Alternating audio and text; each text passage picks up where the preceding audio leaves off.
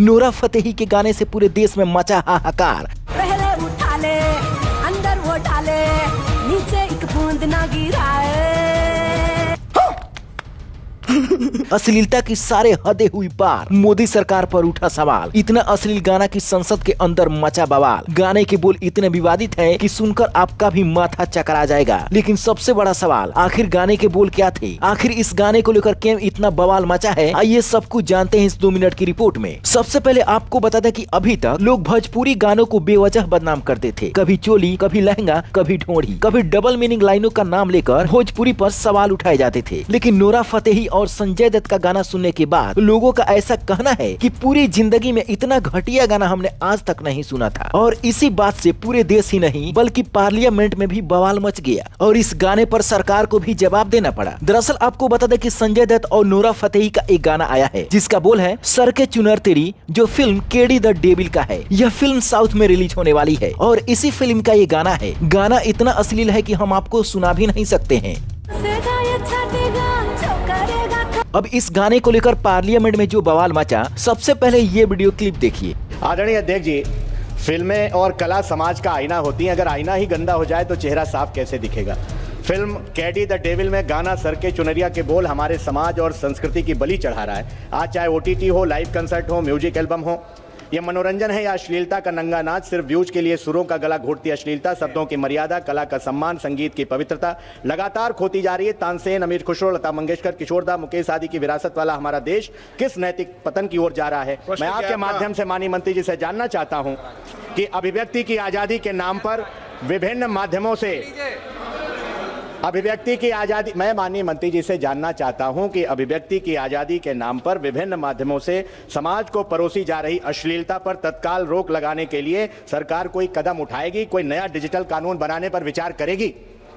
माननीय अध्यक्ष जी, जिस गाने के बारे में माननीय सांसद महोदय ने कहा है, ऑलरेडी उस पर बैन लग चुका है। ऑलरेडी उस पर बैन लग चुका है और मैं स्पष्ट तौर पे ये आपके माध्यम से पूरे सदन को कहना चाहूँगा कि हमें फ्रीडम ऑफ स्पीच में भारत के संविधान निर्माताओं ने जो रीजनेबल रिस्ट्रिक्शंस लगाए, उन रीजनेबल रिस्ट्रिक्शंस के हिसाब से ही चलना चाहिए और उसमें बहुत ही हमें सावधानी से हमारे आने वाले समय में जिस तरह से डिजिटल के माध्यम से जिस तरह से आज तेजी से चीज़ें फैलती है, उसमें हमें समाज के प्रोटेक्शन के लिए, विशेषकर बच्चों के प्रोटेक्शन के लिए, महिलाओं के प्रोटेक्शन के लिए, समाज के वंचित वर्गों के प्रोटेक्शन के लिए जो भी कड़े एक्शन लेने चाहिए वो लेने के लिए सरकार प्रतिबद्ध है। अब आपको बता दें कि गाना रिलीज होते ही 24 घंटे में करोड़ों व्यूज जमकर शेयर और वायरल हो गए। लेकिन इसके साथ ही शुरू हुआ बवाल। लोगों का कहना है कि गाने में डबल मीनिंग लाइनें, इशारों में भरे गंदे गंदे शब्द, नूरा फतेही का भड़काऊ डांस और संजय दत्त भी इस गाने में है। मतलब नाम बड़े और दर्शन छोटे। अब इसीलिए लोगों का सोशल मीडिया पर गुस्सा फूटा हुआ है। लोग सोशल मीडिया पर लिख रहे हैं, हम स्टार बनाते हैं, गिरा भी सकते हैं। इतने बड़े स्टार होने के बावजूद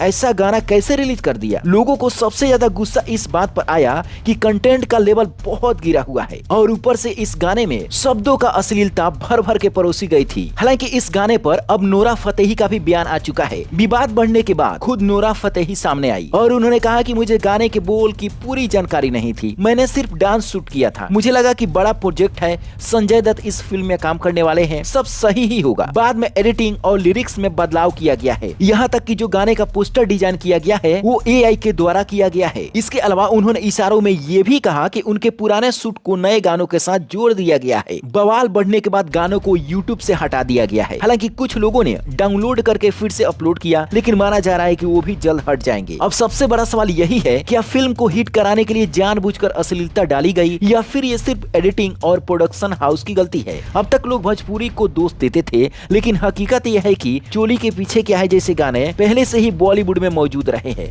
फर्क इतना है कि पहले सोशल मीडिया नहीं था, आज हर चीज तुरंत वायरल हो जाती है। जमाना भी बदल चुका है। पहले के जमाना कुछ और था और आज का जमाना कुछ और है। पहले लोग कैसेट या CD खरीदकर गाना सुनते थे, अब मोबाइल उठाया और सीधा YouTube खोला, यानी हर कंटेंट सीधे जनता के हाथ में है और अब जनता भी तुरंत फैसला सुनाती है। अगर अच्छा हुआ तो अच्छा सपोर्ट और अगर गंदा हुआ तो यही सब सुनने को मिलता है। हालांकि इस गाने पर आपकी क्या राय है? ये गाना आपको कैसा लगा? नीचे कमेंट बॉक्स में जरूर बताना और इस वीडियो को अपने दोस्तों तक शेयर जरूर करना। Bureau report, black Bharat TV.